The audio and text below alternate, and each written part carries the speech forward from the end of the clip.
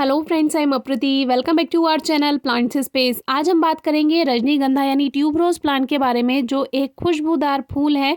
और अब सर्दियां शुरू हो चुकी हैं तो कुछ ऐसा ये प्लांट दिखाई देने लगेगा। पत्तियां सारी बेकार होने लगेंगी क्योंकि ये इस प्लांट का ग्रोइंग सीजन नहीं है। अगर ज़मीन में लगा है तो फिर भी इसकी पत्तियाँ हरी भरी होंगी, लेकिन पॉट्स वाले प्लांट्स की जो कंडीशन होती है वो ऐसे ही होती है। सीजन में इस तरह का प्लांट हो जाता है। तो अभी आप इसको पॉट में भी लगा रहने दे सकते हैं, और चाहे तो इनके बल्ब को आप बाहर निकाल सकते हैं, जैसे कि लास्ट ईयर भी हमने शेयर किया था। और पूरी सर्दियों वो बल्ब निकाल कर ऐसे ही हमने रखा रहने दिए, कोई उन पे इफेक्ट नहीं पड़ा था। आप लास्ट ईयर की वीडियोस भी चेक कर सकते हैं। तो अभी हमने क्या किया कि इसको बाहर निकाल लिया, और ये जो गुच्छे वाला होता है रजनीगंधा वो है ये, यानी कि जो घना खिलता है। एक 5 पेटल्स वाला होता है और एक ये होता है जिसमें थोड़ा घना खिलता है। तो ये डबल वाला है रजनीगंधा।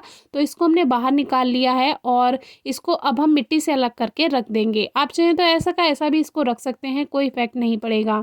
बस जब ग्रोइंग सीजन ना हो तो उसमें पानी देना कम कर दें, और हो सके तो बिल्कुल बंद भी कर सकते हैं बल्ब वाले प्लांट्स में, क्योंकि बल्ब में ऑलरेडी वाटर कंटेंट होता है तो प्लांट पे कोई इफेक्ट नहीं पड़ता है। और इन छोटे छोटे बल्ब से आप इनके नए पौधे तैयार कर सकते हैं, क्योंकि ये लगातार मल्टीप्लाई होते रहते हैं, एक के बाद एक घने होते जाते हैं। लेकिन इतने छोटे बल्ब कभी फ्लावर्स नहीं देते हैं।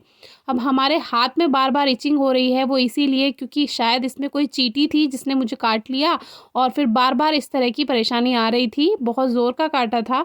तो आप जब गार्डनिंग करें तो आप चाहें तो ग्लव्स यूज़ कर सकते हैं। हैंड ग्लव्स पहनने से कोई कोई गार्डन वर्क नहीं हो पाता है, तो इसीलिए कभी कभी नहीं भी हम पहनते हैं, कभी कभी पहन भी लेते हैं जब ज़रूरी लगता है। तो अभी इसको हमें अलग करना है। इसको अलग करने में बड़ी मुश्किल होती है, क्योंकि ये एक के बाद एक मल्टीप्लाई होता है, तो ये आपस में बंधे हुए रहते हैं। तो इसको आप अलग भी कर सकते हैं, ऐसा का ऐसा भी रख सकते हैं।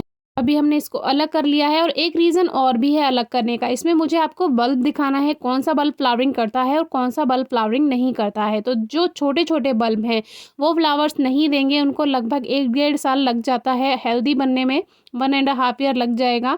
और जो हेल्दी बल्ब है वो आपको फ्लावर्स ज़रूर देगा। तो कई व्यूअर्स ये पूछते हैं कितनी बार फूल देगा।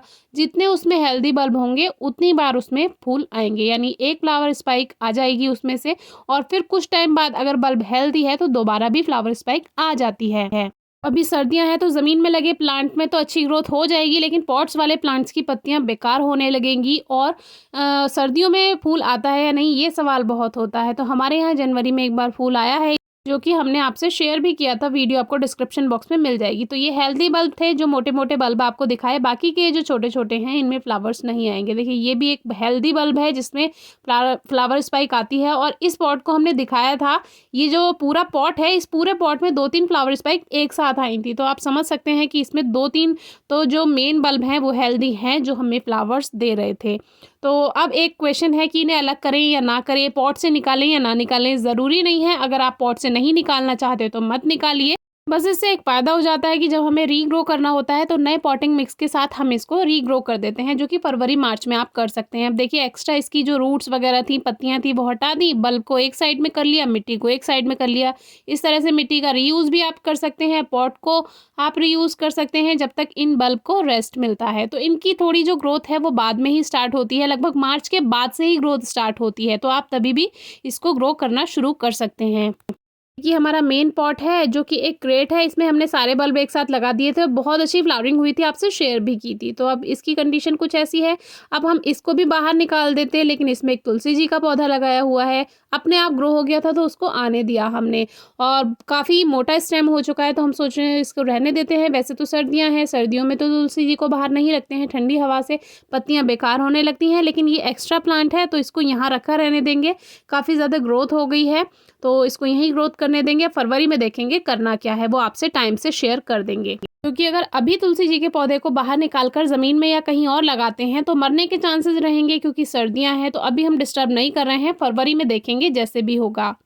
ट्यूबरोज यानी रजनीगंधा के प्लांट को बाहर नहीं भी निकालना है तो एक बात का ध्यान रखिएगा, पानी बहुत कम देना है। सर्दियों में तो पानी बहुत ही कम देना है, ना भी दें तो भी चलेगा। इसको ऐसे ही एक साइड में रखा रहने दें, और फिर फरवरी मार्च में आप इसको रीग्रो कर सकते हैं, यानी दोबारा लगा सकते हैं। या ऐसा का ऐसा उसमें खाद बढ़ा दीजिएगा, उसमें दोबारा से ग्रोथ स्टार्ट हो जाएगी।